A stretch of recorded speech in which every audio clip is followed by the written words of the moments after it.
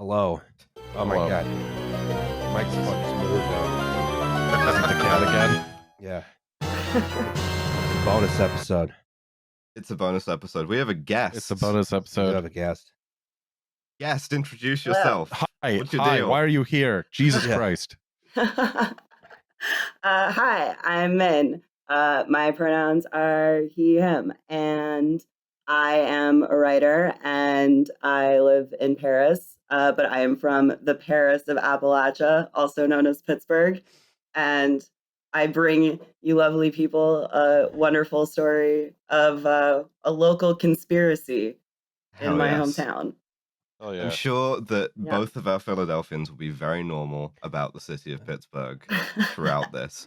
I just want to say, by way of starting off, that you catch me this evening, listeners, in a furious mood because for some reason I decided to become emotionally invested in who was going to win the Bundesliga. And I got really behind Borussia Dortmund. And as you may know, when I start caring Oh. about a sports team, what happens is I curse them, they fuck up, I get my feelings hurt, I learn nothing from it, and I move on from another sports team. And Hell so yeah. I was all in on Borussia, and they fucked it. They fumbled the bag. They drew at like the last minute, like heroically, but it wasn't enough. And now Bayern Munich go on to their fucking 11th title. So I just want you to know, if I seem ambiently furious, that's why. That's what's going on. Is I'm furious at fucking I like the Bavaria. phrase ambiently furious. That's Yeah, how yeah. I would also I describe have like a myself. sort of a high background level of fury. Yes, hell yeah. Think about all the Bavarians who are happy today. No. I wish them no joy. Fat, rosy-cheeked lederhosen child clapping his like sticky chocolate gummed up hands together. Marcus Serda is laughing at me. The best sports shots, at least in my opinion, are the ones where it's like crying 6-year-olds who are like really mad that like Northwestern is getting their shit kicked in by Illinois or whatever. Well, here's the thing, right? When they show the shots of like defeated fans, when that's a team that I want to see lose, that's great. When it's a team I don't want to see lose, that shit should be banned. Yeah, I when don't it's like when it it's at me all. and the Birds lost the Super Bowl, right? I just like let's just go home. It should be able to film me crying specifically. Yeah, Yeah, specifically. exactly. I was doing this bit during the World Cup because they do this every time. Where I was like, beautiful crying Brazilian women. I can comfort you. Hello. Beautiful crying Italian women. So yeah. Simply running down the list of beautiful sports fans to comfort. Yeah. So beautiful crying Dortmund ladies. Hi. My Hello. DMs are open. Hello, my name is Alice. Yeah, if you want to commiserate with me about Mainz and about Bayern Munich, I'm around. Well, at least Roz's mom is happy. Yeah, This is she true. likes Bayern, right? Like, Yeah, she does. Yes. I just hi, Mrs. Rosniak. I don't want to be mean about a team that your mom likes. I just think they've been doing it for No, 10, we have not 11 done nearly years. enough Roz's mom's bashing on this podcast. 11 years of uninterrupted dominance. They're real is good, that as not it turns enough? out. Is that they're- not enough for you people? They're the Lewis Hamilton of soccer. When Lewis you know. Hamilton does it, it's cool. I don't know. I got bored after a while. I just stopped watching F1 because the same guy won every time. Well, it's different now. Now you can see a different same guy win. No, And he's yeah, also exactly. a bigger cunt. Like, Oh. hate don't you, know. Max Verstappen. Yeah, what I would do. The problem is that F1 is objectively the better television product, but NASCAR is way more fucking fun. Yes. Mm. I've actually never seen Yeah. NASCAR. Come to America and we'll take you. Yes, Okay. exactly. Yeah. All right, let's do this bonus. I want to get drunk. Okay, yeah. What are we doing today? Well, we are doing the ghost bomber, the so-called ghost bomber of Pittsburgh. Ah, fuck. We should have timed this for a which Halloween is- episode. Pretend it's Halloween. Yeah, it's Ooh, those are ghost spoopy. sounds. Put on the spooky sounds record. Yeah. Scary, spooky ghost bombers. Wait, hold on. Does this like fully not have a turret? Does it just have a hatch with a machine gun in the side where the guy's like hanging out, like the guy who like popped the door on that South Korean plane earlier? That's incredible. Oh, yeah, these are pretty amazing. Like, the plane itself is pretty interesting. Like, it can literally get like shot to hell and like stay in the air. So, and yet this one did not. This one notably did Could not stay in the air, survive and even a instead single ghost. Oh, not ghost rated. instead came crashing down in the Monongahela River. So speaking, I guess, of the Mon, should we get to our first slide, which is first we must ask ourselves, which is what is Pittsburgh? What is Pittsburgh? Now, originally, I noticed whoever put together the slide initially had some very offensive things right off the bat. Which one? I don't know who that was. Which one? Show yourself. But I was not amused. I was like, no, we're not starting with the controversy. We're going to start with how beautiful the city of Pittsburgh is, located in Western Pennsylvania. Really enjoys yellow paint. Yeah, well, black and yellow, those are our colors. The most basically. famous tourist attraction that's impossible to access on foot and doesn't go anywhere. It's a metaphor for the city incline. itself. Yeah. Wow. Okay. First of all, there are multiple inclines, which We are know. this lovely little red contraption you see in the corner of the picture here. We've been drunk here They're a lot cute. of times. Did you see the kids like taking the date pictures at the top of at Mount Washington? I think we have done that's the look. that. And we walked by some sort of event. Maybe it was a wedding. I don't know. Sounds I about don't remember right. either. Yeah. Did you guys go to D's Six Pack and Dogs? That's the best thing to do at the top of the incline, I would say. I think it was Besides take pictures. closed. You missed out. They've got some really good hot dogs. Bummer. Yeah. No, so let's see. Pittsburgh, Steel City, also known as the Gateway to the West, or it used to be.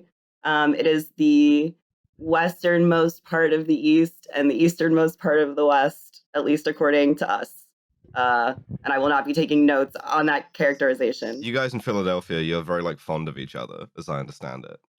Shit city for Oh shit yeah, people. huge fan. Well, exactly. Philadelphia is a shit city for shit people. That's right, baby. Never forget it. Disgusting.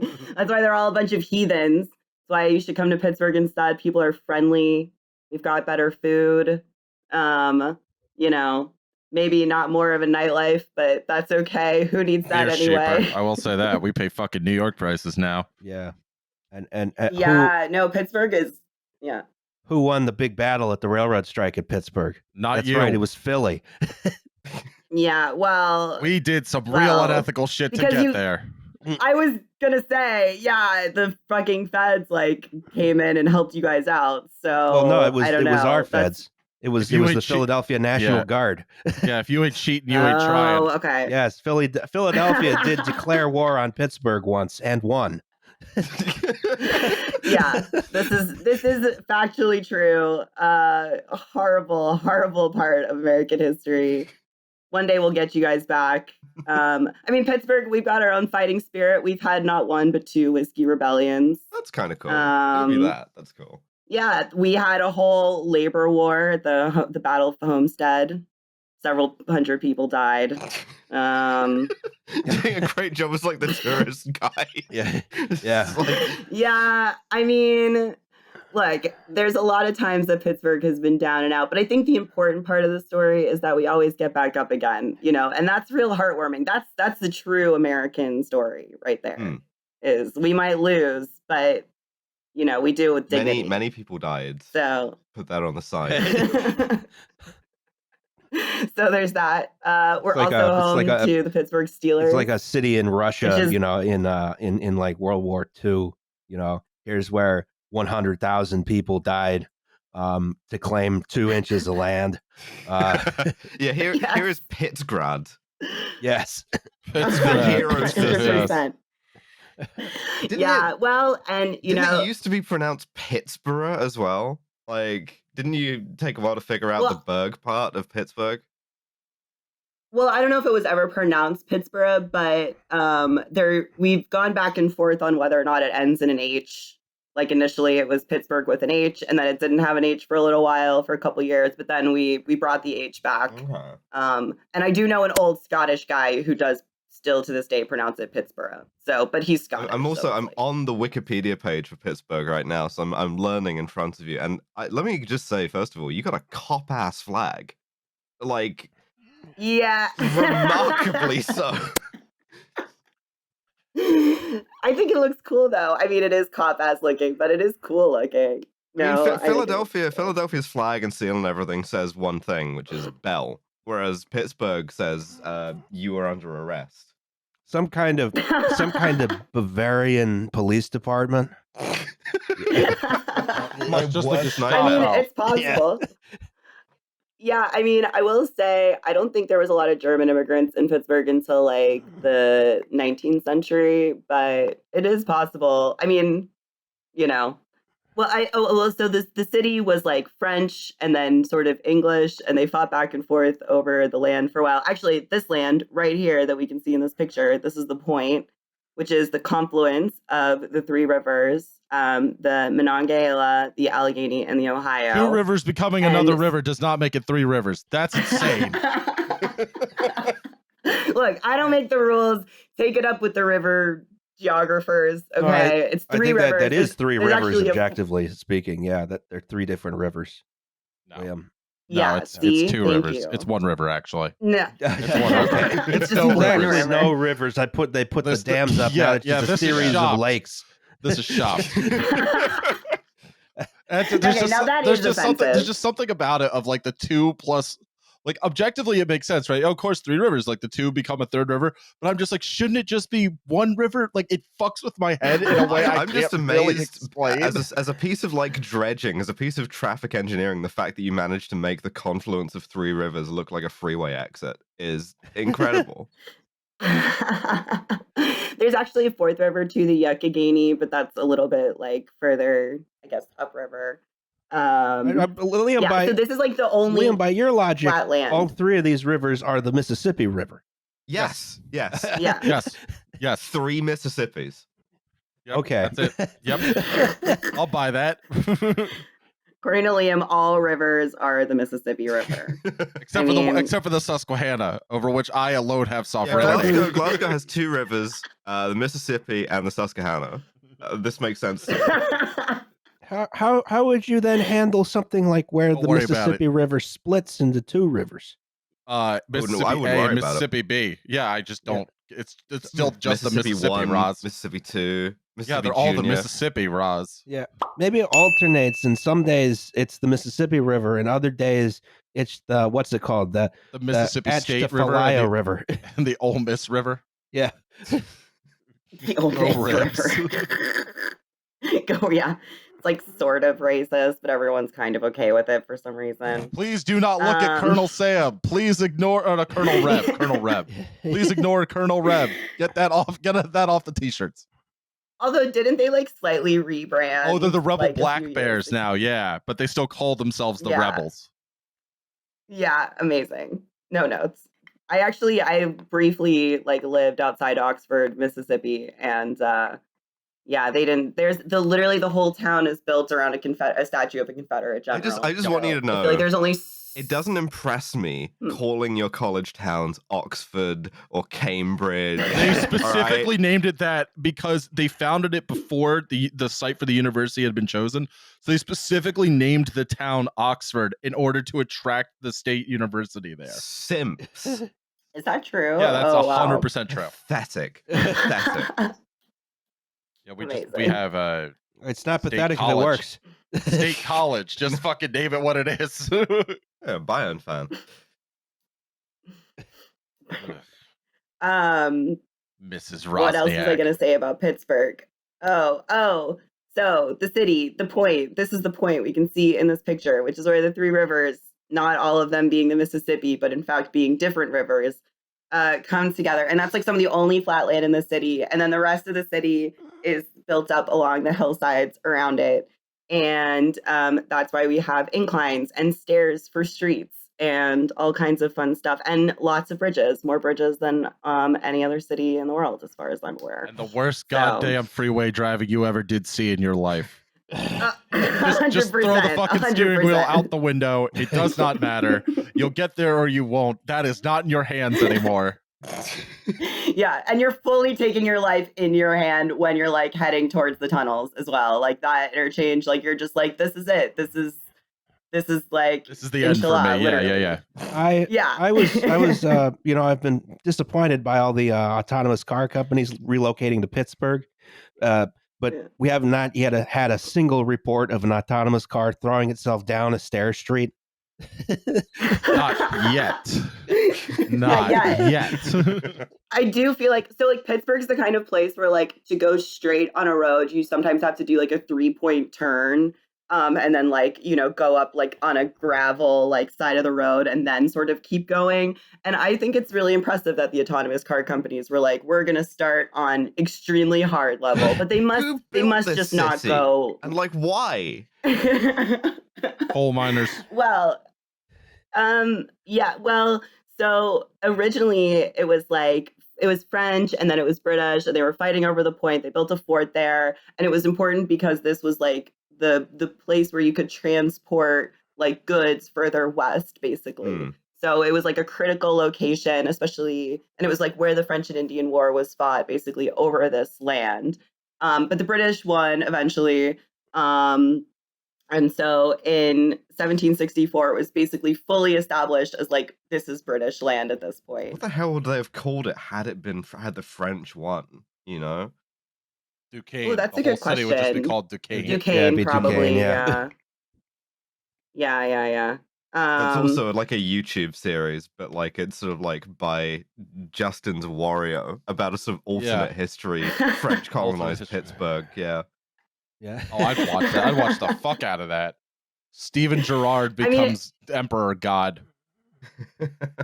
I will say, like, it has led to some incredible place names in the area. Like, there's a town called North Versailles, which, is how we say Versailles.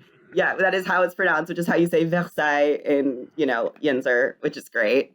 There's also Presqu'île, which is how you say Presqu'île in Yinzer. So, yeah, you still have some French, like, place names around, but it was British. And then, they found all these like natural resources there. Coal, as well as other like slate and other sort of like useful things. And so that it became like a place of industry, basically. And then from that point, immigrants from all over the world, or all over Europe, I should say, came to Pittsburgh. So it, from the earliest, like from the very beginning, was relatively, diverse, sort of nationally speaking. Like you had people, different languages, you have like all human experiences here. You got Poles, you got Slovaks, you got Czechs, Croatians, Czechs, Irish, Italian, also, woo! And so like one of the things as like the city. Like as the city grew, like basically it was sort of like each little hilltop became its own sort of ethnic enclave. And then also in the factories, the different like sort of divisions of the factories were divided a lot by ethnicity. So like you had like the Irish were like the managers, and then you would have like, I don't know, like the Polish people would work like in the furnaces, and then you would have, so like everything was kind of like segregated in that way, in these like little ethnic enclaves. So like a good example of this is Polish Hill, which is a hill where the Polish people lived, and that's where Andy Warhol is from. And so for like a long time, like those neighborhoods like would have basically only spoken, more or less like whatever their native language was, whether it was like Croatian or Slovenian. Yeah, and then you also like go together down to the steel mill where you sort of like do backbreaking labor, and like at least one of you gets like drowned in molten steel or whatever. Yes. Yeah. You go and watch your terrible football team, and then The Steelers are Well, pretty I don't know if there good. was a football team. Yeah, the Steelers are they're the best like NFL team in history, basically. Right? Won Yeah. more Super No. Bowls. If They've won if more one wants, Super Bowls than any other team. no, they haven't. They're tied Yep. Okay. with the Tied. with the awesome and delightful New England Patriots. And this is when I unzip my skin and go full Belichick defense. If anything, Tom Brady and Bill Belichick are underrated as a duo. If you're not cheating, you're not winning. Wow. That's right. That's yeah, Deflategate. I All will NFL say, quarterbacks like, do it, and you know it. I gotta say though, I hate the Steelers logo. Like to me, the US it's just Steel logo. Why? because it like It's the steel logo. yeah, exactly. I hate it. Like why would you just use a corporate industry logo instead of like a cool eagle? They're in the sky. You can just draw one. Like it's easy to do that instead of just coming off of some guy's drafting table for US Steel. I don't think Although they can it is use an eagle because there's already a franchise with an eagle. That's true. Yeah. Might have to, In you the have to state of do, like, a Pennsylvania. shittier, gayer bird. They were combined at one point. I believe during World War II, 1943. The Steagles. Eagles. Yeah. That happened. Famously drafted financial regulations.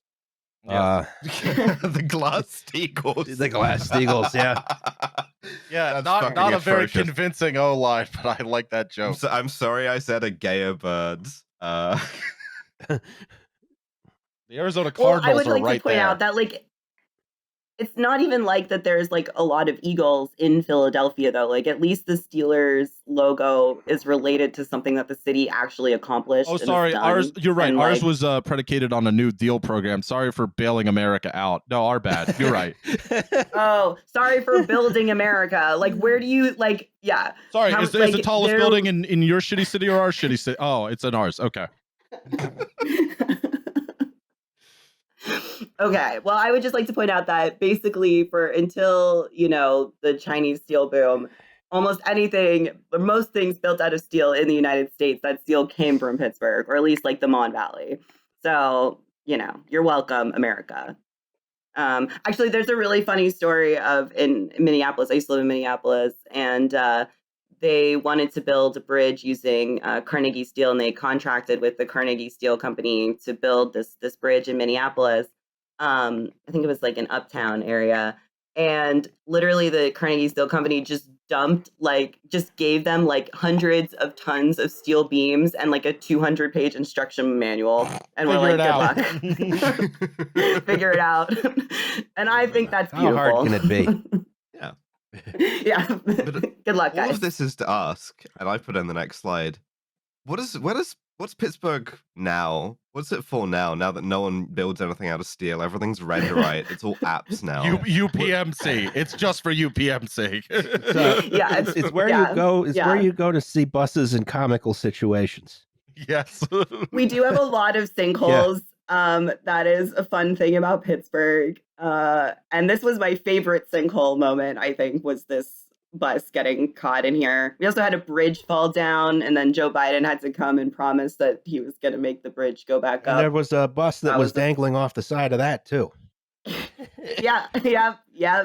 They rescued it. They rescued this bus too. They were both I rescued. like how this so looks if like you it's guys are like worried sort of about the buses. rearing up from the sinkhole in order to like bus coming out of its sinkhole to shame Pittsburgh. Also, what the fuck is this picture? I just googled Steelers football, and the first result I found was this Snapchat from Heinz Field where it says, "I've never been happier. Dude pooped his pants and is washing them in the sink. Steeler football is back." Washing them. I want to point out that it says "washing them in the sink," which is how you would write it in Pittsburghese, because in Pittsburgh there is its own like dialect and sort of accent. It's a really fucked up way to speak. I will not. It's not. No, it's beautiful. It's beautiful. It comes from the very first, Scotch Irish immigrants who came over, and it's also got a little bit of Southern in it, and there's its own. We've got our own sort of vocabulary for things, and is So if you were to read this in Yinzerby, I've never been happier. Dude pooped his pants and is washing them out in the sink. Stiller football is back, baby. How does that not make you want to kill yourself? I think it's beautiful. To me, it sounds like home. Doesn't it warm your heart? And I'm from the. Jens just ain't got no sense of humor. That's what it is. I'm from the fucked up part of Pennsylvania where we get half Pittsburgh, half Philly, half Baltimore. I know that's three halves, just like there's three rivers somehow. It's just like, you ever heard the word Rutchin? If I say Rutchin, do you know what I mean? No, what the fuck? I don't think I've ever heard That's of Pennsylvania know. Dutch. Yeah, that's real fucked up. Okay, moving on. Let me ask you a question, Ben. Let me ask you a question, Ben. How many kinds of chicken pot pie are there? There is a correct answer. There is a correct answer. How many kinds of chicken pot pie are there? Like, I don't know, 2? Yes, it is 2. Because there's the fucked up Amish chicken pot pie, which is just soup, and then there's actual chicken pot pie. Okay, I just wanted to make sure we all knew that there were 2 kinds of chicken pot pie. I don't want to try it, but I do want to see it. The fucked up Amish pot pie that is basically soup. It's just soup. Amish. There's also just soup. Oh wow, that what really is is just Amish? soup. I told you, it's just When do soup. you get off calling that a pie? The Amish, you hit enough animals and you get to rename shit whatever you want. But it's not a pie because it doesn't have any pastry. Like I know. This is what I had to endure for 18 years. Yeah, Amish foods were like Pennsylvania Dutch foods real weird. I don't know a lot about it, but anytime I've you ever heard of Scrapple? Yes, I don't know if you guys ever heard we of do Scrapple out here, on the yes. podcast. Yeah, that's distressing, I find. There's some It's not my thing. shoe fly pie. What if with just molasses? Fuck you. Yes. I think it's. I will say one. We should have a meetup at Shady Maple, Roz. Oh no. Oh, okay. All right. I'll just go fuck No, myself. It's fun to go there once, and then once you've gone, you never have to go again. I have to make my pilgrimage. It's like getting maple donuts, man. I just sort of avert my eyes and order 2 dozen donuts and hope nobody notices me. One thing I will say about like the Amish, like in Western Pennsylvania and stuff, is like it is kind of wild. You know, I used to live near the hospital in Pittsburgh, or one of the big hospitals in Pittsburgh, the Children's Hospital, and there would just be like Amish dudes like out like smoking a pipe in their suspenders. And it was like kind of a hipster neighborhood, but they were like fully out hipstering the hipsters, and I respect them so much for that. Like, yeah. Hell yeah. They don't smell amazing though. If you've ever been on a train, if you ever end up on a train car with a bunch of Amish, we know Justin's prejudice against. I have prejudice against the Amish. Yes. Mm-hmm, mm-hmm. Oh yeah, I don't know about this. This is the one group against whom Justin is racist. Yeah, exactly. God's not real. Buy a car. So what you're saying is you're cool with the Mennonites because they will drive. Oh yeah, Mennonites are fine. Mennonites are fine. Yeah. You have like that toxic car culture in one respect only, and it's seeing a guy with like a chin strap beard like driving a horse and buggy, and it just infuriates you. We should maybe go to the next slide. Yeah, I also want to comment. The one thing that people in Pittsburgh do that I want to draw out: shit in the basement. Yes. Yeah. Well, so it's just I mean, so I will say, like, people I know who still have this quote unquote Pittsburgh toilet usually have built like, you know, walls around them at this point. No, for the record, I don't believe you. I think you're just shitting in like a wide open like 360-degree sight line, shitting in the middle of your basement, and I don't understand it. What's your problem with it? Well, this is a sick society, man. You can't. You work in the mines. You get dirty. You get covered in exactly. Oh, God knows what, and you deserve to come back and take a nice hot steamer, stare your family in the face, crowd your family into the basement, so they can like Lyndon Johnson look like a pussy. Yes.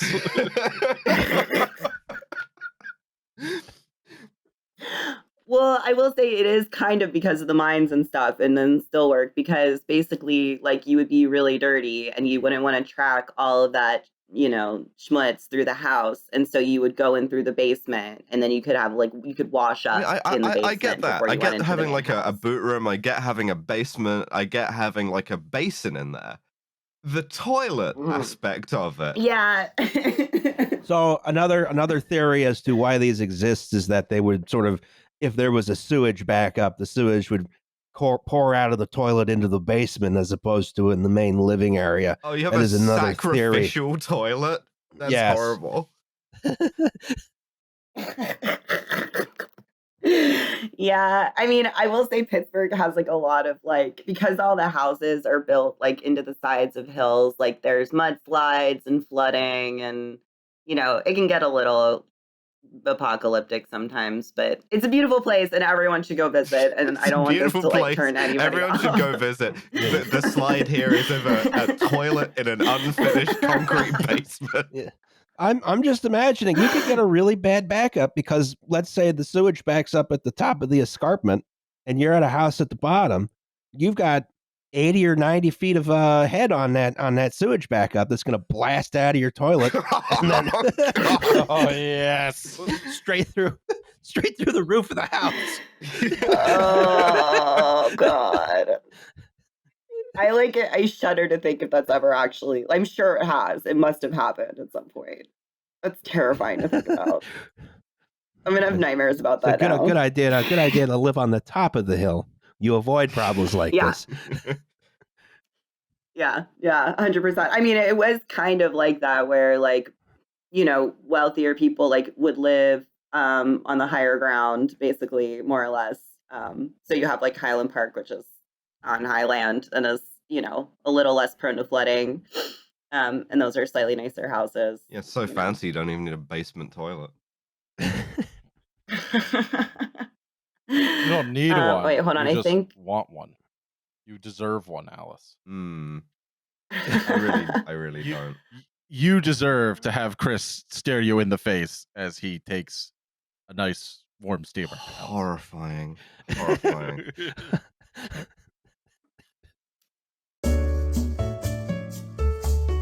Can you guys hear me? Yes. Yeah. Yes. You dropped out a bit on the Zencaster, but I think that's probably fine so long as your local's still going. Okay, cool. Yeah. I just want to make sure because I was getting a little notification. Okay, cool. Yeah. So there was something else I was gonna say about Pittsburgh. Oh, I will say that it kind of has, a bad rap for being kind of dirty and polluted, which you can sort of see in the next slide. But it's cleaned up a lot Ew. since but it's Gross. cleaned up a lot. Oh yeah, that is back in the day. Beautiful color. Yeah, I mean, it is one of the most overcast cities in the United States. I think they get it typically holds a record for fewest days of sunshine a year. Why is the river greasy? But it's cleaner than it used to be. This is bad to say. God. It doesn't look that bad. No, it's not. Come on. This isn't Cleveland. It's not. This isn't the Cuyahoga or whatever. It's not going to catch on fire. So It's got a sheen. It- It's got a sheen on it. Right. This is just what a river looks like when it has sediment in it because it's raining. Yeah, it's just This is it's normal. a very I saw one of the divers describe it as brown water. It's just because it's an old river and it's very silty bottom, so it does look quite brown. But it's not as dirty as it used to be. My math teacher once told us a story about how when he was a kid, he used to have to sweep the steps every single day because of how dirty and polluted it was. And that is not the case anymore. So, we have that going for us. Oh yeah, there's some old pictures out there of one of the old Wabash Bridge over the Monongahela, and there's you can't even see the other end of this relatively short bridge for all the smog from all the mills. Yeah, I actually maybe I'll grab it. Hold on. I have a little poem that I found from an old newspaper in 1914 about this. Wait, hold on. I'm just gonna grab it really quickly. The 17th most polluted river in the country, according to the EPA. That ain't bad. That's not bad at all. Yeah, that's not Respectable. even top 10. What's the most polluted river? It's the Cuyahoga. That's a great question. I'm just defaulting to the Cuyahoga. It's probably not Most the polluted Cuyahoga. They US lost so river. much industry. Yeah, it used to be maybe, but all right. So That's the Ohio, apparently. Yeah. Oh, Well, that starts in that is in Pittsburgh. Pittsburgh. Yeah. Yeah. Okay, so here's Yeah, it probably doesn't get really polluted until like the Kana joins it or something, you know? yeah. So okay, so here's this poem. It's from 1907 that I bought because I thought it was hilarious. It's just called Pittsburgh. It says, "Here's to grim Pittsburgh, the city of smoke, where the sky's but a memory and sunshine a joke, where the incense of stogies perfumeth the air, but in spite of her faults, we all love to be there." And on this edition that I've purchased, somebody in pencil has inserted the word "don't" between all and love. So it says, "We all don't love to be there." So, you know, but that was 1907. It's much nicer now. Just for the record. And I don't know, hold on, my internet keeps like dropping out, so I'm gonna try and reset and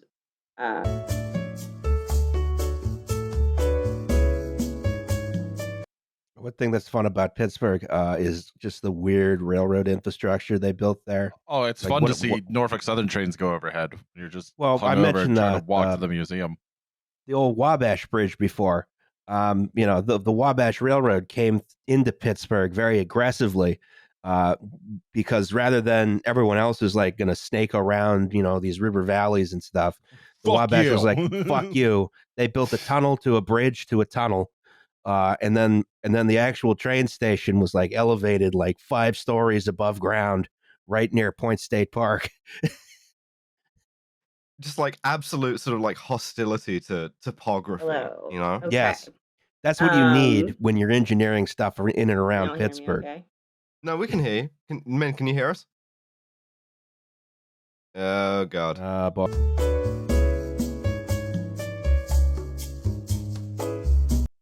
Hello, sorry if I Man. broke things. Man. Hello? Man, man, Yes. man, man, Hello, man, hello. man, man, man. Yeah, there we go. All right. Okay, good. We're Just good. getting- We're good just to getting yelled continue at. to the next Yeah. slide, perhaps. Yes, let's do it. Yes. Slide on over. We march through the fucking the slideshow. There we go. I love that Alright. this is just Min's adamant defense of Pittsburgh and me just trying to take the cheapest shots I can muster. Yeah, I mean, you're not going to win though because it is an incredible city and it has so much I love Yeah. Pittsburgh. I sincerely love It's- Pittsburgh. I have had a blast every time I've been there. Yeah. And I put these in here because Good. we were talking about, so World War II or whatever was what the thing said. So I was Jesus. Yeah, I literally I put in the slides, it's World War II or whatever, thinking that you would fill in more, and you did not I fill in did. more, so the slides just say it's World War II or No, whatever. I did fill in Okay, more. so there was this Hitler guy, right? He was a bad egg. Yeah. Well, I just want Yeah, the Hitler was pretty bad, so we decided to fight him. And America and Germany fought, and America won. Yes, Bare knuckle, you know. ask no further questions. Yeah. Amazing. I was watching a Raymond Chandler adaptation before this, and literally the newsstand guy turns to Philip Marlowe and he says, "What about this Hitler guy? Huh? Seems like a bad guy. He just invaded Russia." like amazing. Let's see how well that goes Yeah. for him. It's always a great idea. Yeah. Philip Marlowe's like, "So did Napoleon." I love the film noir Heinz sign so much. Oh, yeah. Oh, it looks sick. Oh yeah, this is Like you're charging your Heinz level. That's false advertising. That ketchup's never going to come out of that glass bottle that easy. There's a trick to it. You have to tap it really firmly on the neck, and then it will come out.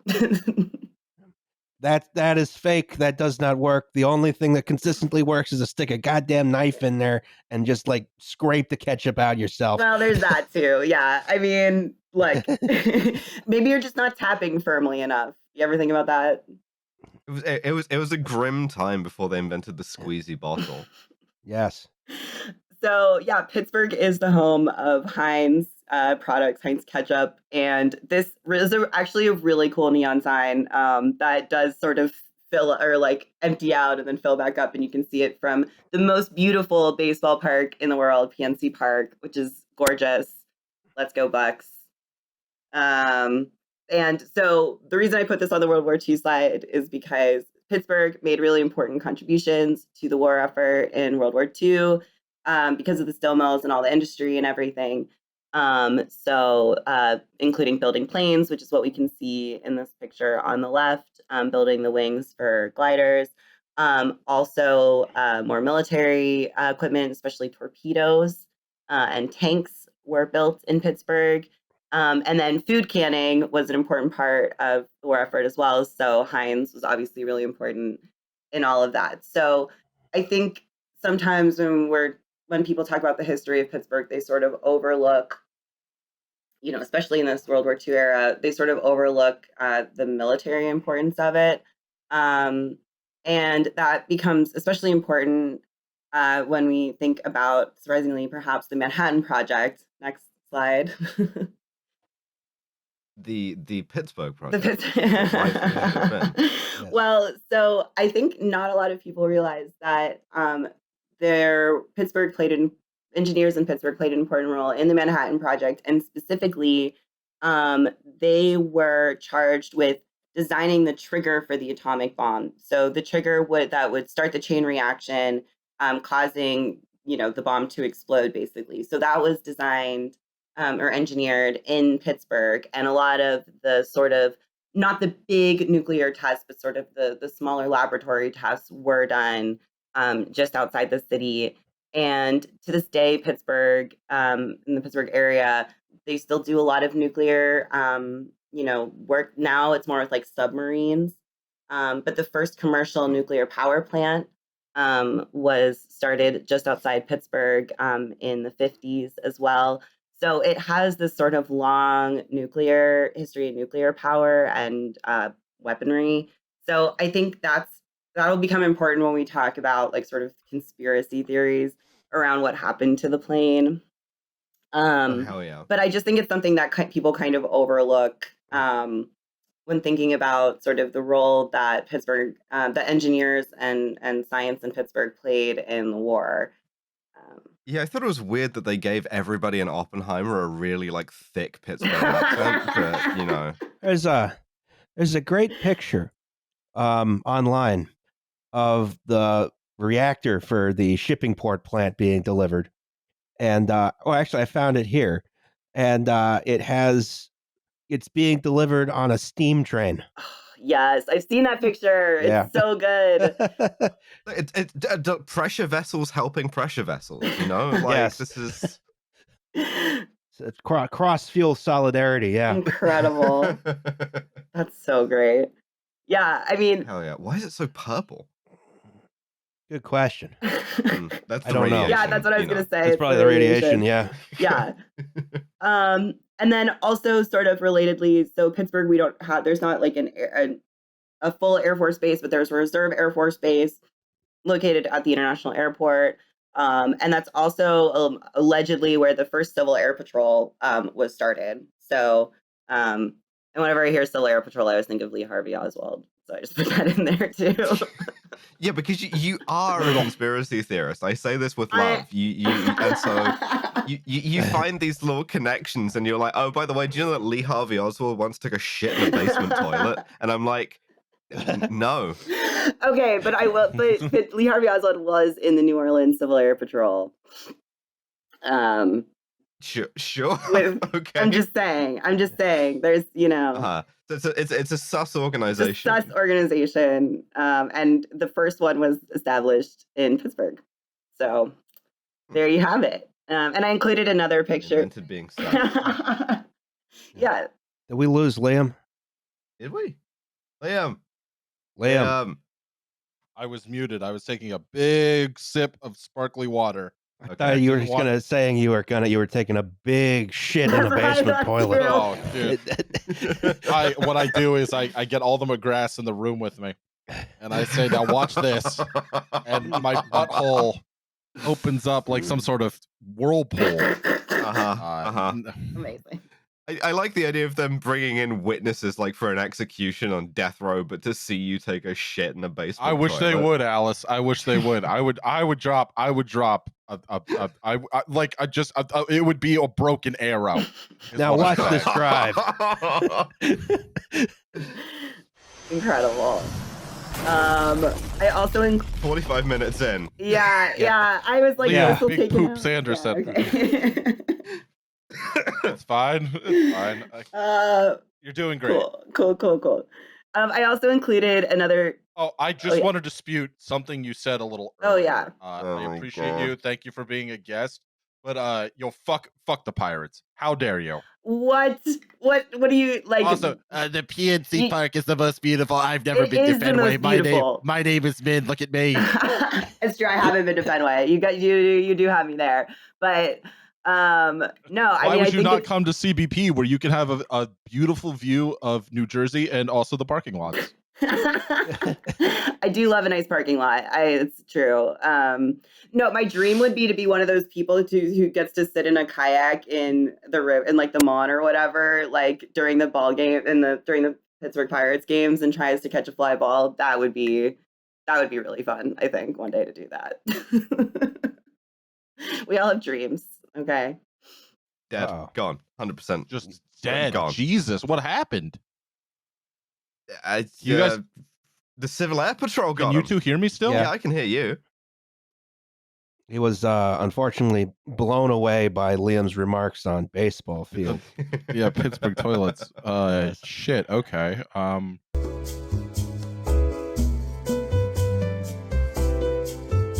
Hello. Like, back. Hey. Hello again. Oh, Can you hello. hear Back us? again. Yeah, sorry about that. I don't know. No, That's that's okay. It's okay.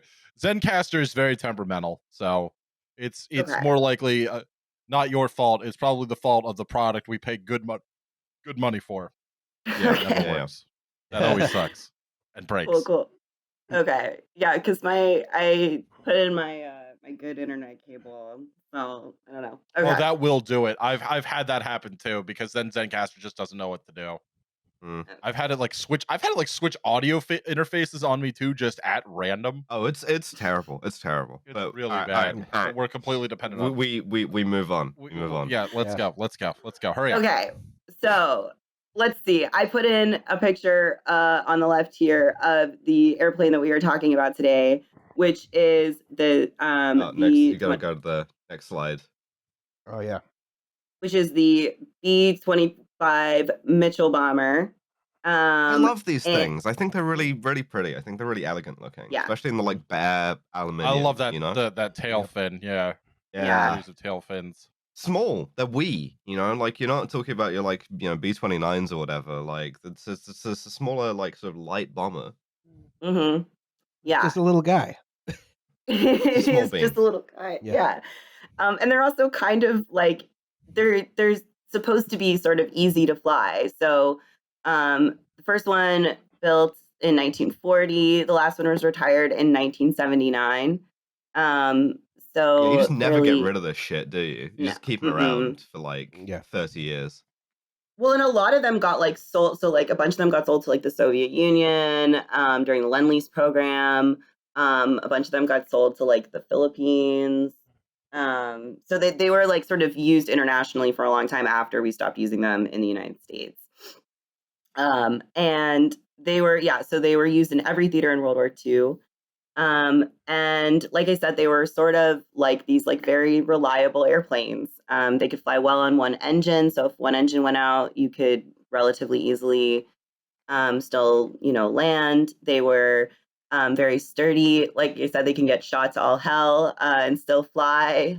There was one I saw that had gotten shot, like, I can't remember, but it was like some, like 46 times or something, and was like still in the air.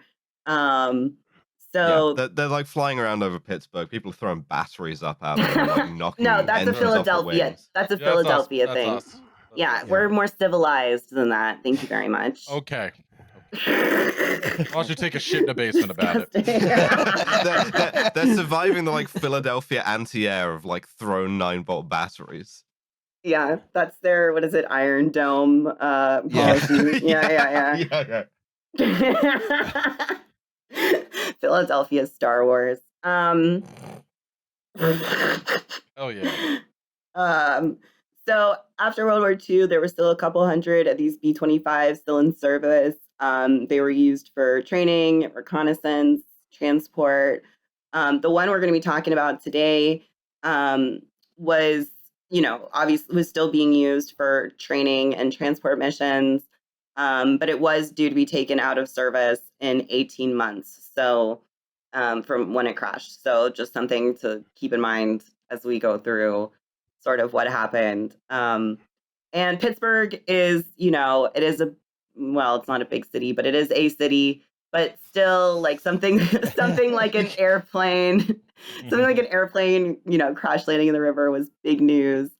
And so it obviously made the headline the next day. So that's what we can see here from the venerable Pittsburgh Post-Gazette. Support to the striking workers there. They've been on strike for I don't know exactly how many weeks, but like maybe a couple months at this point. It's been a while, yeah. Yeah. Basically, they got bought by this insane right-wing family that hasn't given Weird them how a that fair keeps contract. happening. Yeah, I know. It's happening to of every those single around. local newspaper. Yeah. Yeah. Yeah. And I mean, the blocks are like especially crazy though. Like the owner was drunk and brought his young daughter into the newsroom and then proceeded to berate the reporters and was eventually had to be escorted out. I mean, it's a nightmare scenario. That's just Anyway, weird. It's just a Very weird thing to weird. do. yeah. I encourage you to go read that story because it is crazy and also give some money to the strike fund. So, Pittsburgh Post-Gazette, B-25 crashes in river here, 2 missing, 4 rescued. So we want to go to the next slide. I've got a little diagram that the Post-Gazette put together. And a date. Uh-oh. And a date, yes. So, No. January 31st, 1956. So here's the story. There is Major William Dotson and a crew Inventor of of the 5. Datsun car brand. Yes, exactly. I think that's spelled with an A though, isn't it? Anyway. Yeah, it's D-A-C-S-U-N. Okay. Oh, okay. Yeah, so this is Major William Dotson, D-O-T-S-O-N, and his 5 crews were on a quote-unquote routine training flight from Nellis Air Force Base in Nevada to Olmsted Air Force Base in Harrisburg. And basically the plan was they were going to pick up airplane parts at Olmsted and then drop off 2 passengers at Andrews Air Force Base in Maryland. You gotta do some post-war Air Force shit where you're just kind of fucking around. Fly the plane. Yeah. Get up there and do something. Look busy. Yeah. 100%. Yeah. And I mean, I wonder too, were they just trying to see, make sure that the plane was sort of still, in good condition and could still make these sorts of trips? You know what I mean? Because this was such a nothing plan. I don't know. Yeah, you that's just just gotta fly it every once in a while to make sure it still works. Yeah, I Yeah. think Keep that's just everything in mostly working what the order. Air Force does most of the time with most of the planes is just get up there and just fuck around, Yeah. So It's just I don't a want you lazing sit-down. around here. Just fucking fly the plane. We're not paying you to sit around. Yeah. Look Yeah. busy. Look busy. Yeah. And this feels very make work kind of stuff to me. Mhm. So they take off from Nellis Air Force Base, and then they stop at Tinker Air Force Base in Oklahoma. And I'm gonna kind of get into some numbers here. So when they land in Oklahoma, they refuel to 975 gallons of fuel. The only thing I will say about that's a little weird is that in the official report for this, everything's typewritten except for that number of 975, which is handwritten in the report. So I don't know, maybe Curious. I just thought it was a little, I mean, it maybe doesn't mean anything. I just thought it was a little weird. I don't know. But at any rate, it says that they added 560 gallons of fuel at Tinker. So, and then they land at Selfridge Air Force Base around 1 o'clock, 1300 hours. And at that point, they determine that Selfridge is in Michigan. So at that point, they see that they've got 375 gallons of fuel remaining, which they calculate is enough for 3 hours of flight. And Olmsted is only an hour and 45 minutes away. Perfect, you're in So margin. yeah, so they're like, okay, we're quite good. Like, we don't need to refuel any further. Although I will say, I don't think they refueled there, but I don't actually know because like the report is like redacted, basically. Like that whole Interesting. Protect part. the identity of the innocent, like, refueling guy. I guess. I mean, I don't know. I mean, why It's would like you? incidentally, that's a cover up, but it's like perfectly orthogonal to this. It's like, they didn't refuel at Selfridge, and then the redacted bit is where we keep the aliens. Well, it's The interesting aliens you not mention involved, just like, It's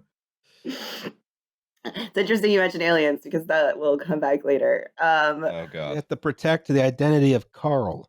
I mean, I do wonder if it's not like a sort of like CYA thing where it's like, yeah, maybe it is like they were supposed to refuel there and they didn't, or who knows? Like, I have no idea. But anyway, I don't think they did because they were only there for about an hour and a half. So they took off around 2:45 in the afternoon. This is the other thing that's happening like in the middle of the day. So 2:45 in the afternoon, they leave Michigan, and it's a totally uneventful flight until they reach Butler County, which is 17 miles northeast of Pittsburgh. So in the little handy diagram that the Post-Gazette made, you can see the flight path. I don't know how you can like indicate, but I hear a really like ghostly Liam. Yeah, I took the mic off so I could talk to Corinne for a second. I see. Sorry. I just heard like She wanted me to know that she was going outside. I don't. Well, and now all of us know it, and it's recorded Yeah, I was for about to posterity. say. Now everyone Right. knows that Corinne's outside. Yeah, I was about to say it's dangerous out there. It is. It is. you never know. Why would you go out there? There are bombers dropping into the river out there. Yeah. Exactly. So, so the plane gets to Butler County, and then all of a sudden, and this is from the report, quote, an obvious and unusual decrease in the fuel indication on all tanks was noted. Shit. That's not what you want. That's not good. Because you need the plane juice to keep the plane in the air. Yeah, Yes. you need that. Yeah. And so at that point, they've got 120 gallons of fuel in the aircraft. So at 4 o'clock, 1600 hours, so the plane is heading to Harrisburg, but they're like, we're not going to make it to Harrisburg. Like, by the time they get to Indiana County, they're like, there's no way. So they request to the air tower to land at Pittsburgh Airport. And the plane starts to land. At that point, all the fuel tanks are empty. And they're basically running on fumes. Oh, good. Yeah. Yeah. Well, it makes the airplane lighter. It means it can go farther. Saves weight, Yeah. baby. Yeah, Superlegaria, yeah. Yeah. Now, one thing I do think is kind of interesting. I mean, they didn't ever find the plane, so we don't actually know. But it is kind of interesting to think about, like, how is it that all of the fuel tanks just emptied out? Like, One of the fucking aliens just went down the side with a screwdriver at this Yeah. one Air Force base in Michigan, just like popped every single one of the fuel tanks. So I believe when they're sabotaging airplanes, they prefer to be called gremlins. Excuse me, sorry. Yeah. Yeah, exactly. So at this point, the wing fuel tanks are empty. So they signal the tower again. They're like, we're not going to make it to Pittsburgh International, or I guess it was just Pittsburgh Airport at the time. So they're going to land at the Allegheny County Airport, or they're going to attempt to land at the Allegheny County Airport. 9 minutes later, though, both engines have failed. And they are basically totally out of fuel. So they're at 3,000 feet, and Major Dotson issues a Mayday signal. So at this point, they're flying over like housing, like residential areas. Dudes are taking shits in their basements down there. Dudes are taking shit in the cockpit right now. Yeah, for real. Seriously. Well, interestingly enough, this is actually not Major Dotson's first crash landing. He had also done a successful crash landing during World War II. So he had some experience, I guess, in this domain. I like sort of post-war, like 40s and 50s America, because like every dude over the age of like 18 had seen the worst shit they'd ever seen in their lives and was like already like, this isn't shit to me. I don't give a fuck about anything that's happening right now. Yeah. So I mean, and this is kind of incredible what he does here. So, I think it's kind of impressive. So he issues a Mayday signal, and he basically says that he's going to try and crash land in the river. And he says later in interviews, he fucking does the thing, you know? Yeah. Well, and he fully says in an interview later, he's like, I didn't want to land like in a residential area because like I didn't want any injuries. Like, so I made the decision that we're going to land in the Mon. The Mon is what people in Pittsburgh call the Monongahela. We just call it the Mon. So he flies basically like, I want to say like 30 feet. It was some very narrow amount over the Homestead Do not Bridge. like that. Just like, I can see that guy shitting in his toilet repair. Well, Like it's really perfectly resurfaces the road surface. I mean, it's kind of amazing. There was actually a Pittsburgh Press reporter who was on the bridge at the time that the plane is coming over. And he's like, I could see the pilot. The reporter later says, like, I could see the pilot from my car. Like, which is amazing. I mean, probably not true, but like, whatever.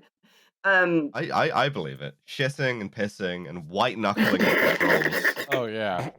Crying. I mean, this is the thing about this story that I love so much is that it becomes like instantly a subject of like folk legend. And so like every guy, in the Tri-County area has like a story about what happened to this airplane, and they're all mostly bullshit, which is great. I love it. So in this case, the pilot, he's coming in, he comes over the Homestead, what's now called the Homestead Grays Bridge, used to be called the Homestead High Level Bridge. He, just clears it basically, and then he crash lands by the Glenwood Bridge. And I love this quote. This is from Plane and Pilot magazine.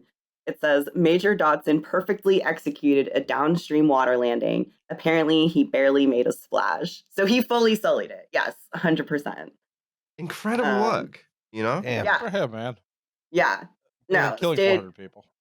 Yeah, well, exactly. I mean, like if he'd landed like in a residential area, it could have been really bad. Yeah, he's like, I've had Germans shooting at me. I've had Philadelphians throwing batteries at me. This ain't shit. Yeah.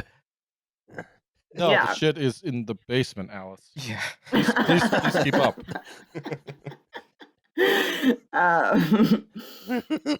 So keep in mind, this is like the middle of the day. So like there's just like people out like watching this. Like, you know what I mean? Like, can you imagine you're like going to the Giant Eagle or whatever and like there's fully just like a plane crashing in the river? I mean, that would be the highlight of my year, basically. And so all of the passengers evacuate successfully without injury. And according to the official report, quote, all 6 persons could swim. So the major commands them to stay close to the plane and like try and grab onto any debris they can to float. 2 of the passengers do not listen. They tried to make it to the shore and they drowned. They panicked. They panicked. Yeah. They do the Titanic thing of like letting go of the thing, Right. Never let go, Jack. No, Yeah. never. You don't want to do it. I mean, this was January, so January 31st. So the water was really cold. It was 35 degrees. But it wasn't moving that fast. It was moving about 8 to 10 knots. So, I mean, that's not like nothing, but it's not that fast. And this is a big like shipping river too. Rescue is not exactly that far away. No, they were almost immediately rescued, basically. So the Apart from those two guys, Well, who were like, from those two we're gonna guys, swim for it. Immediately drowns. Don't. Yeah. Simply do not. yeah.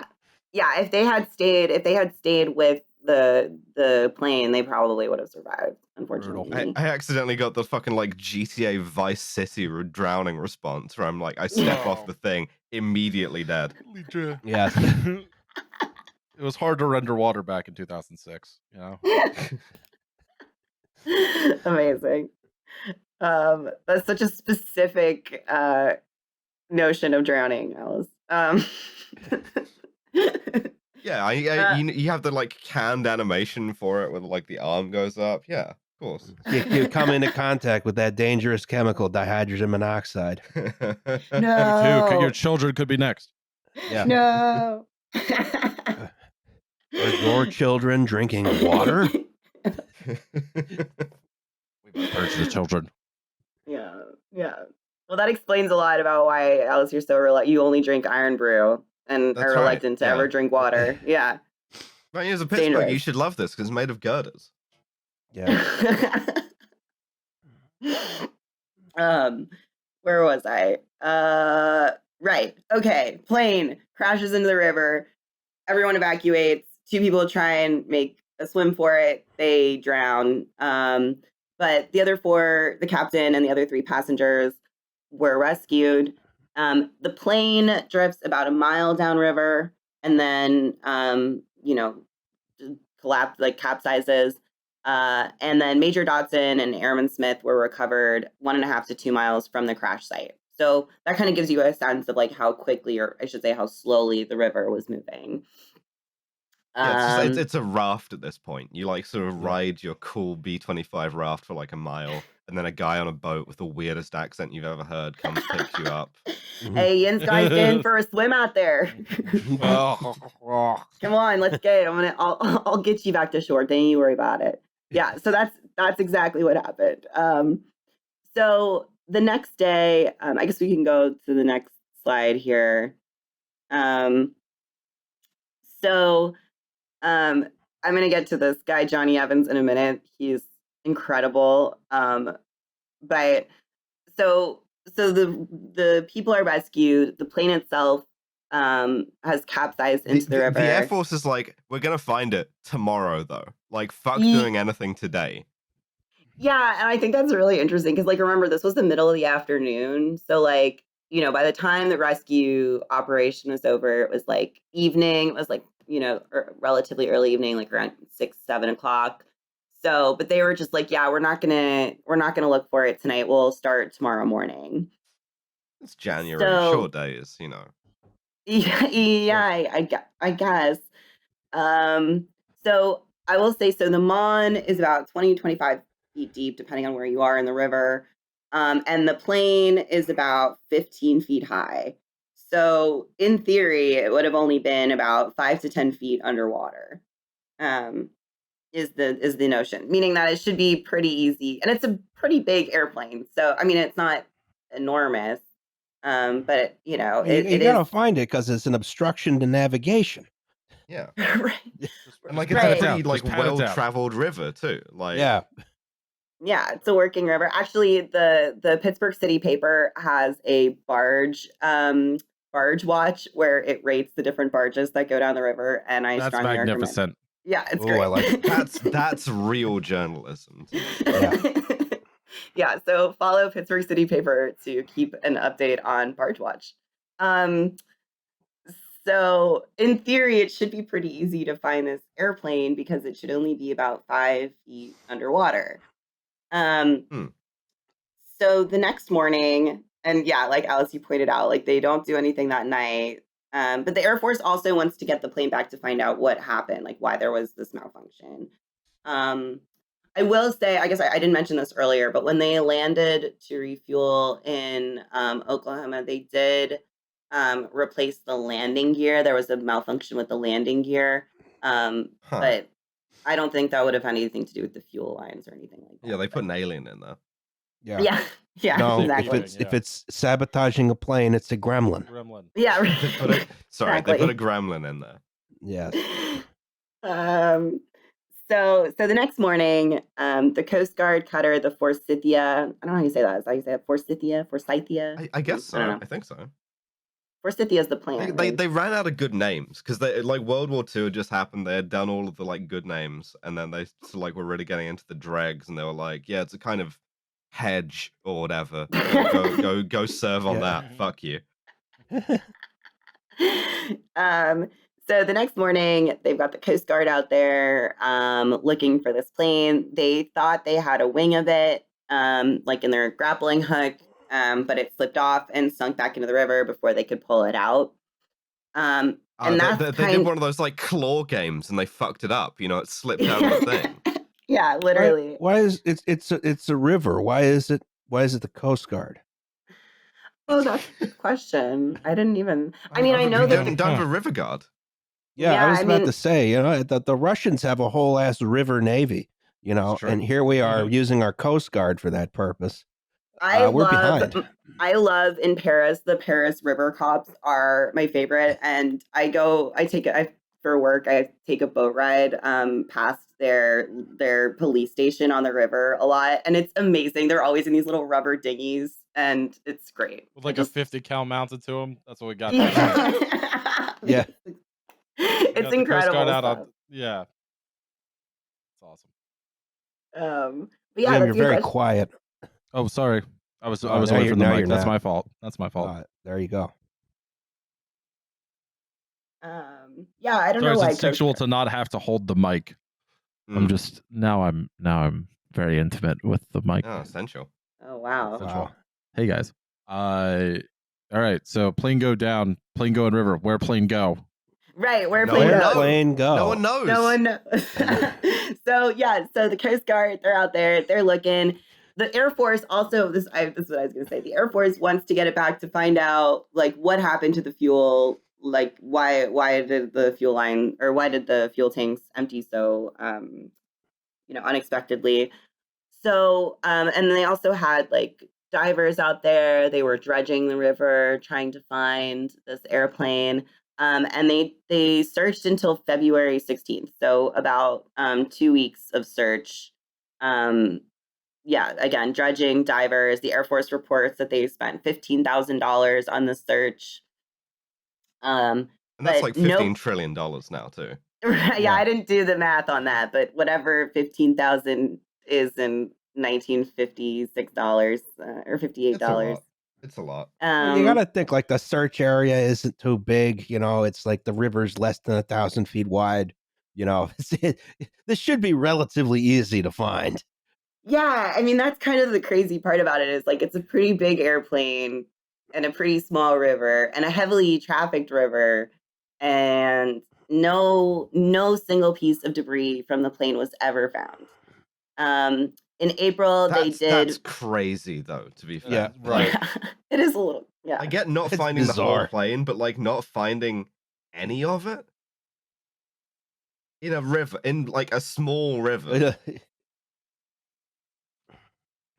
River where it's barely submerged. Right. I think we fully just lost Min again. I think we might have, yeah.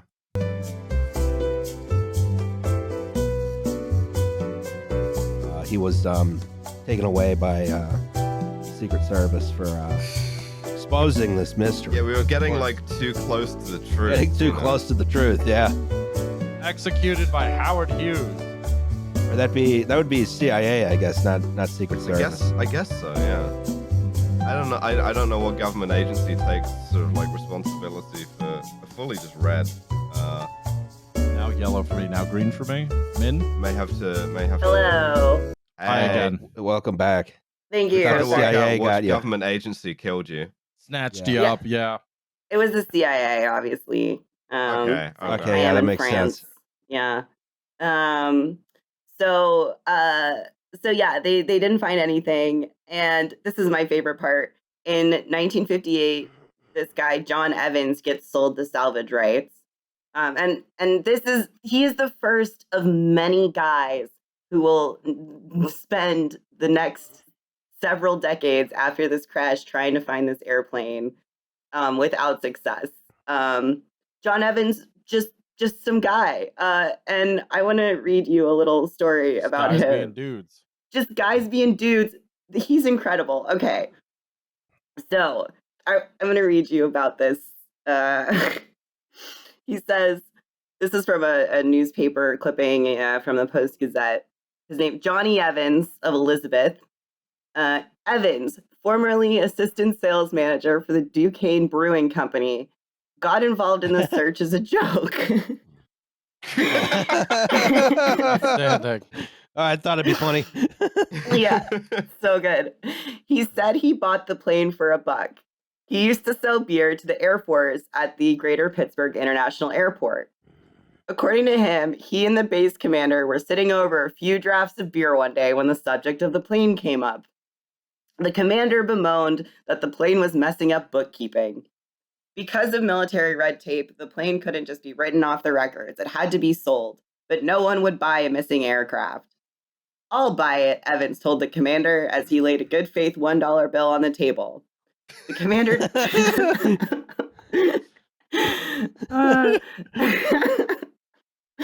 The commander took him up on the offer. He drew a contract for a $10 sale, the lowest price the Air Force would accept for the plane. Quote, I never Really paid the other nickel and dime a guy $9. about a plane? Right, exactly. This plane. You fucks. Cheap motherfucker. He won't give the Air Force the other $9 for this plane. That's funny though. I'm going to try and do this next. There's one. some He says, guy in accounting who's had this has been a horrible headache for him ever since. he Can't said, account for those $9. he said, I guess I still owe it to the government. But it was all a joke, he said.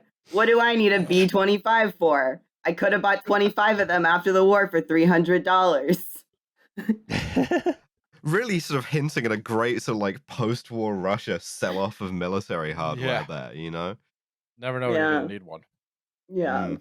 Neighbors You won't want an stop Air bugging you Force? about neighbors won't stop bugging you about the length of your grass.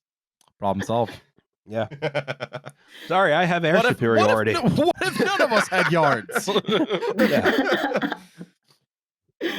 That's how you teach the homeowners association a lesson, is if you have air superiority.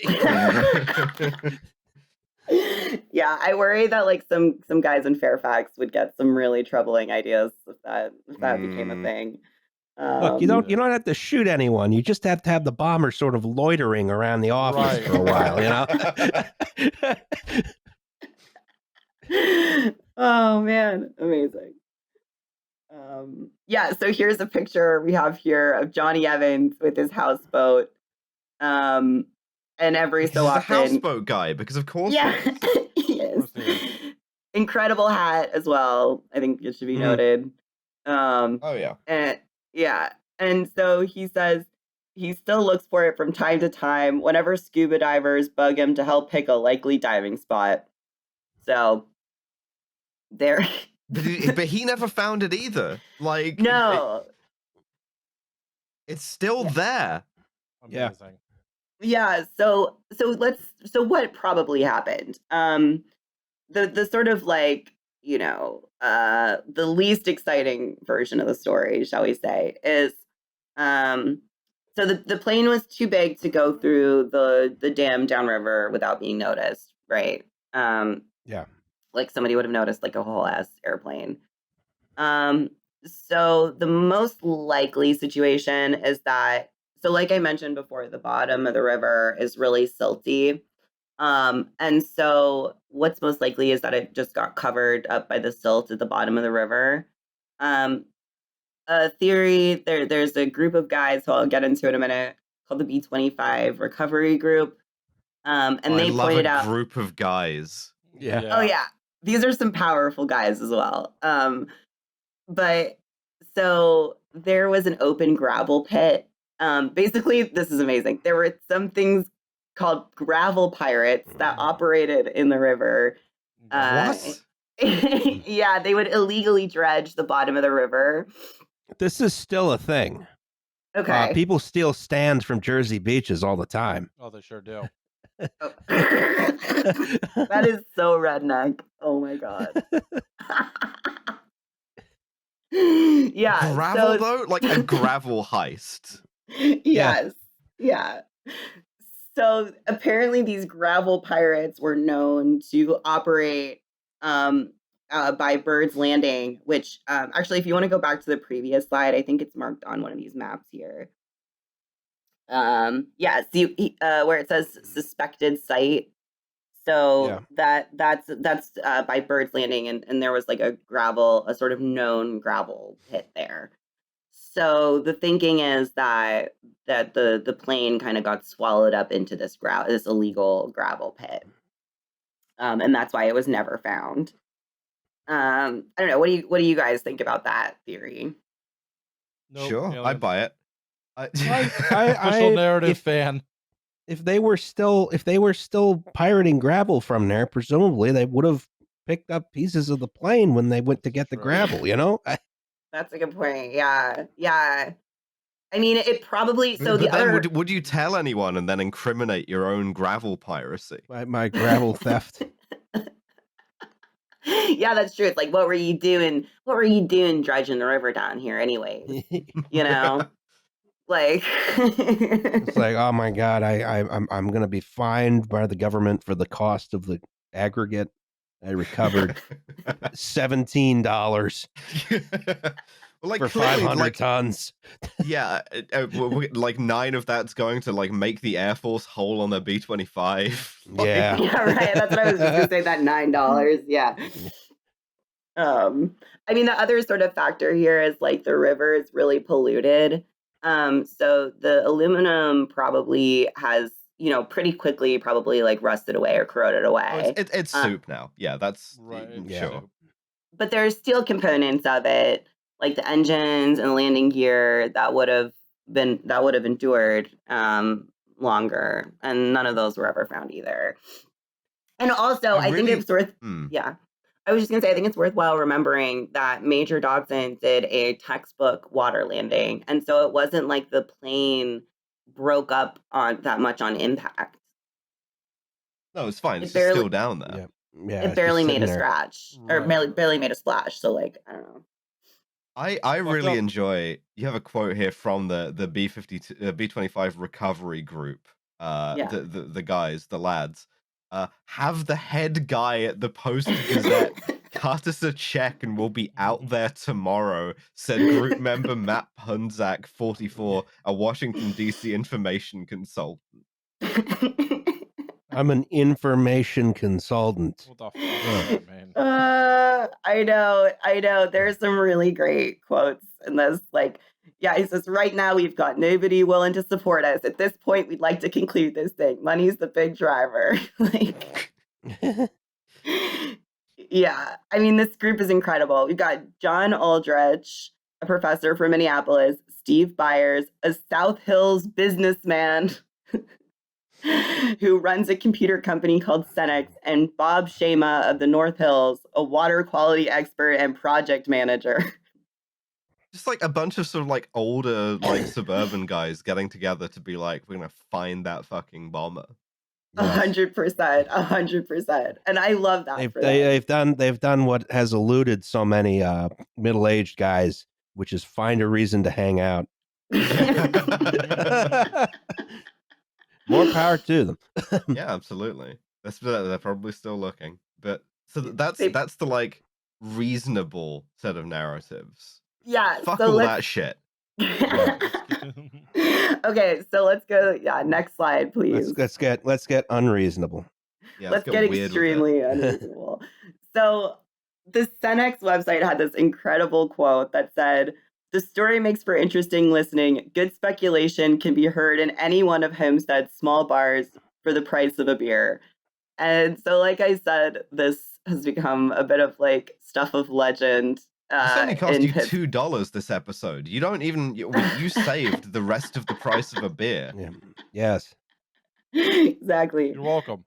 You can get a beer for $1 in Pittsburgh fairly easily. Yes, you can. Yeah. You can also still smoke in some bars in Pittsburgh because, again, we are civilized people. Yes.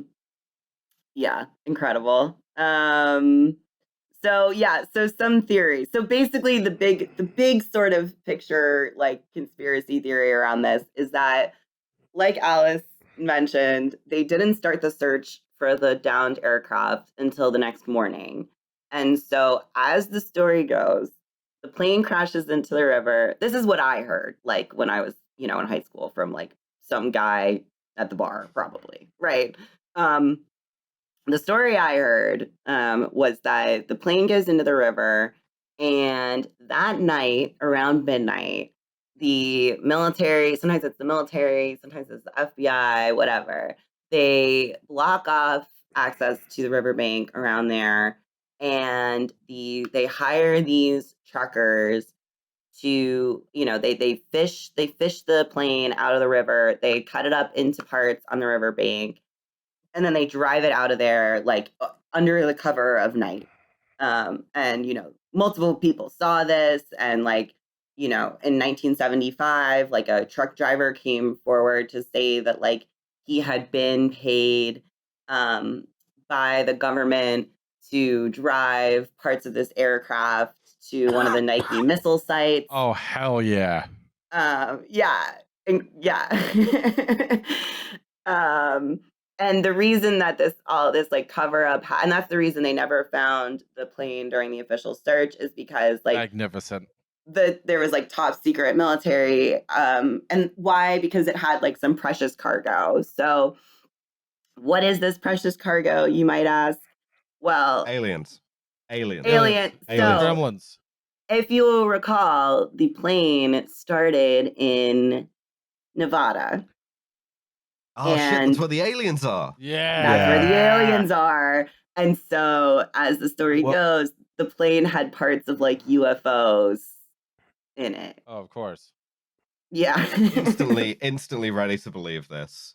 So this is just transporting the aliens. The aliens aren't sabotaging the plane. So they're still No. aliens From and not place to gremlins. No, this is sort of like the first sort of like alien focused engineering disaster in that to them it's just a regular ass passenger flight that is just like is a plane crash. Yeah. I mean, well, to be clear, it wasn't aliens themselves, it was parts of UFOs.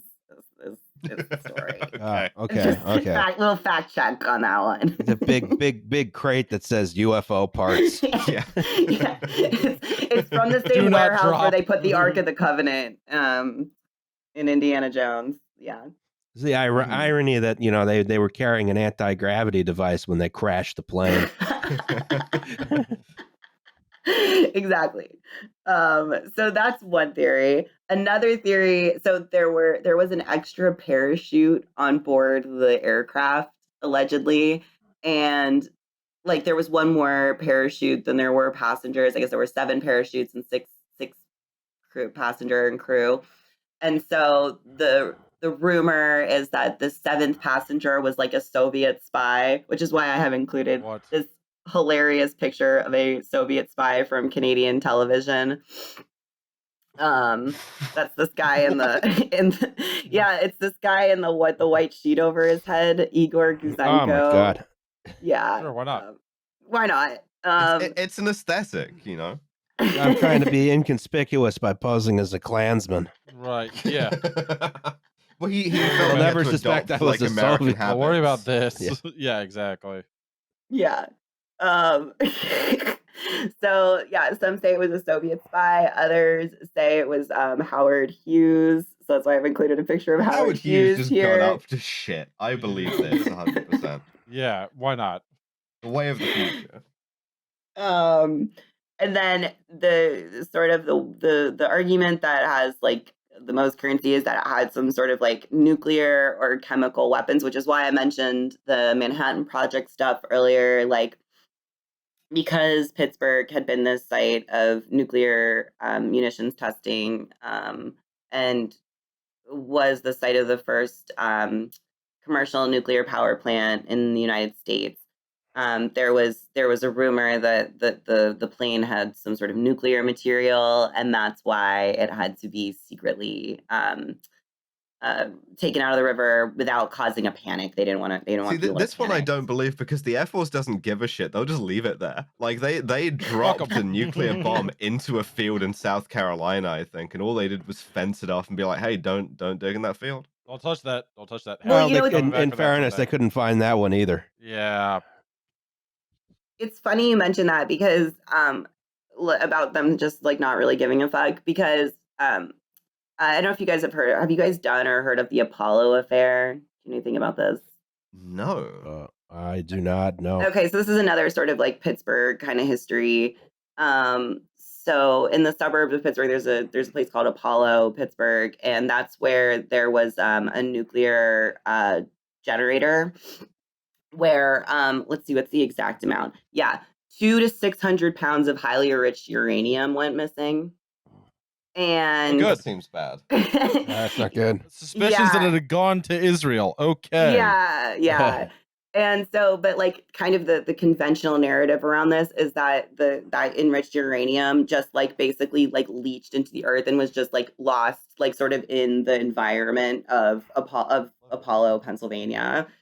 And I think now it is a designated Superfund site.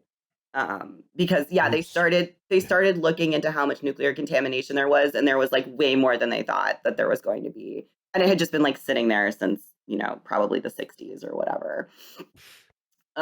So to your point about them just not really caring about nuclear waste, I think that is accurate. But strongly recommend looking at the Apollo affair. Is a really interesting story in its own right. Or chemical weapons as well. So so these are kind of like the conspiracy theories about like why this airplane was secretly fished out of the river in the middle of the night and then carted off to parts unknown. Yeah, fuck it. I'm willing to believe these at this point. Yeah, are you on board? Are you going to conspiracy theory with me? Yeah, I'm on board, yeah. I just don't think they could have gotten the guys in time to get it out of there, Yeah, I mean, it's like you have to come in and like do a conspiracy on like your day off, and you're like, for fuck's sake. Jesus Christ! In the middle of the night, too. Third time this month. Stop dropping nukes in the river. I shouldn't have to say this. Read your training materials. On the other hand, I bet those conspiracy guys are getting a lot of overtime. Oh yeah. You better be getting double. They're the hardest it's the same with like working all the controlled demolition guys to work 9/11. Like. I mean, I don't know, like as far as like personnel and stuff, but I do feel like if they had done that, even if it had been the middle of the night, like this is really close to downtown Pittsburgh. I mean, it's in a very highly populated area. So like I feel like there would have been a lot of eyewitnesses, which brings us actually to my last guy. There's many guys that we could go into, but I picked some of the best ones. Because this has been a perennial interest of middle-aged dudes who hang out at Pamela's, for decades. So there's a lot of them to go into. But this guy, Robert Johns, he spent a ton of time collecting like eyewitness reports and all this and information about the B-25 and like what happened to it.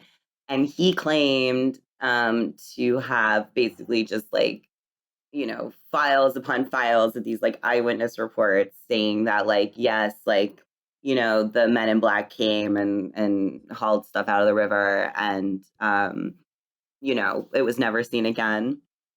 And so in 1994, his wife comes forward. She holds a press conference and she says the files include at least one detailed eyewitness account of workmen pulling the plane to the surface and cutting it into handily transportable, quote, plane bits. Love that.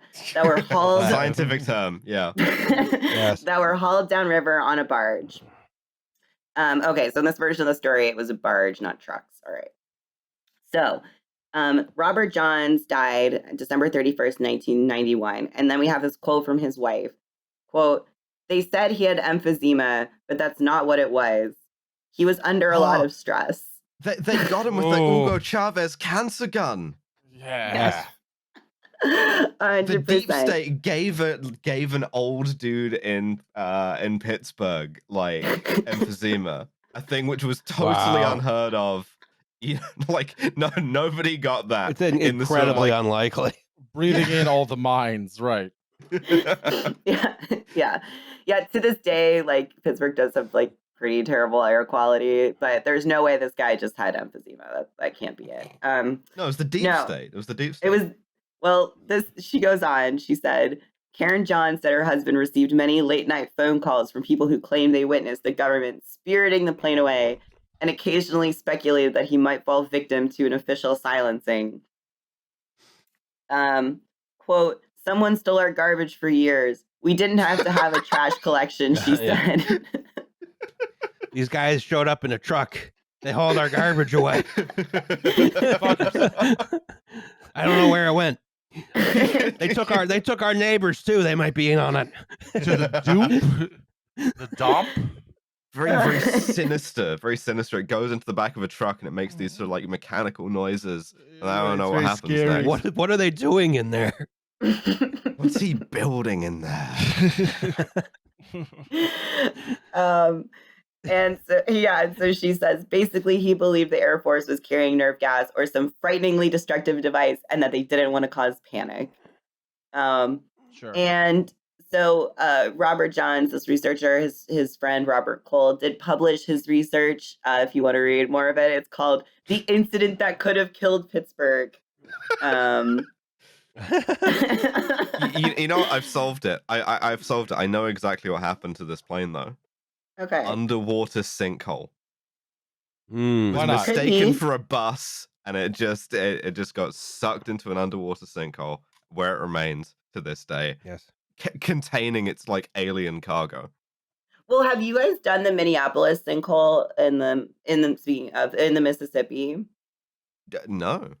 Do you guys know about this? So in like, I want to say like the 19th century, like mid-19th century, that this happened. So because the Mississippi, the floor bed there, I want to say is limestone. So it's pretty, unstable in a way. A sinkhole opened up and basically like everything was just sucked into it and nobody knew where it went. And they basically closed it up by just like throwing stuff into it for a long time. Standing. So I mean, I think it's more common with limestone floor beds, riverbeds than silts, but it's theoretically possible in a way. Yeah. Yeah. That might be a sinkhole. That's my answer. sinkhole. It's a very Pittsburgh answer. Yeah. I see also that you have other theories on the bottom here, and one of them is Las Vegas showgirls for U.S. politicians. Yeah, that was one of the theories. I can't remember who floated it. But yeah, that I it was really like that one, that you can't make your showgirls fly commercial, you know? Yeah. Yeah, I mean, I don't know if it's like an I mean, that's why they had situation that later inspired executive jet aviation, which took down Penn Central. Yeah. and I just want to read this as kind of a button on this. There was a letter to the editor written to the Post-Gazette after in the 90s, when another round of like the conspiracy speculations had happened. This tugboat captain named Captain Jack Ross is so annoyed by all of this speculation that he writes a letter to the editor in the Pittsburgh Post-Gazette, February 20th, 1994. And he says this. He says, quote, "River people are the biggest gossips in the world. They constantly talk about what happens on the boats, who did what to whom, and they endlessly dissect every event from all possible angles. Towboating is monotonous, and there isn't much else to do." Brutal. So Just one dude who's like, I hate you fuckers. I hate my job. All of you are full of shit. Eat shit. Stop talking about the fucking plane. yes. Yeah. Yeah. So I appreciate you, Captain Jack Ross, and your just this dude nonsense. who's like he's like at work and like for the nth time Dear that day, dude's like, dear dumb assholes. I think that President Eisenhower was trying to fuck an alien in secret, and he's just like, oh my god. That's it. I'm writing a strongly worded Shut letter. up. Yeah. He says the saga of the missing B-25 is certainly entertaining and always good for a few news stories on the anniversary, but don't expect us to take it seriously. What did we learn from this other than that guy's right and this was nothing? Make sure to check the plane for leaks. Yeah. Secure cargo. I think maybe someone fucked up with the refueling, given the sort of like penciled in and redacted bits. Well, since all of the fuel tanks leaked simultaneously, maybe it was something with when they replaced the landing gear and they cut a fuel line at like the lowest hole in the yeah. it's like the lowest point in the system. That's the only thing that would make sense. That is a weird way for the fuel to leak out. Yeah, I do wonder, like, if when they landed in Michigan, if they had miscalculated, and they actually needed to refuel, and you know what I mean? What we need you, the listener, to do is to do my least favorite part of JFK conspiracy discourse, which is to find out how everyone involved died, and then go, man, all of these people died mysteriously. Yeah. I want to know if the like dudes on that plane like died mysteriously. That's sort of like our task for you. Also, if you live in Pittsburgh, you owe the Air Force $9. Yes. Just one of One you, of you just collectively though. Yeah, one of you go to the nearest Air Force base with like $9 in change and like hand it to the gate guard and be like, that's for the B-25 bomber. I mean, I will say, like, on a personal note, like, I first heard this story in high school, like, from some guy, and it was fully the, like, military, you know, whatever. And then I decided to do a presentation on it in, like, my history class or something, probably. So I've just always been like this, I guess, is what I'm trying to say. Well, thank you so much for guiding us through it. If the people want more Min, if they want more of your work, where can they find you? Yeah, I am on Twitter at Min the Rose, MIN the Rose. And I also have a website where you can read my Don't worry about that. essays and poetry and you know, whatever articles I write regularly. I do a weekly column for dictionary.com about language and word trends. And so you can find all of that at mintherose.com. Oh yeah. Thanks so much for coming on. And thank you for paying us $2 for the bonus. The next bonus is going to be on fashion. We're finally going to get it done. You could get 2 B-25s for that money. Yeah. And owe the Air Force $18. Yes.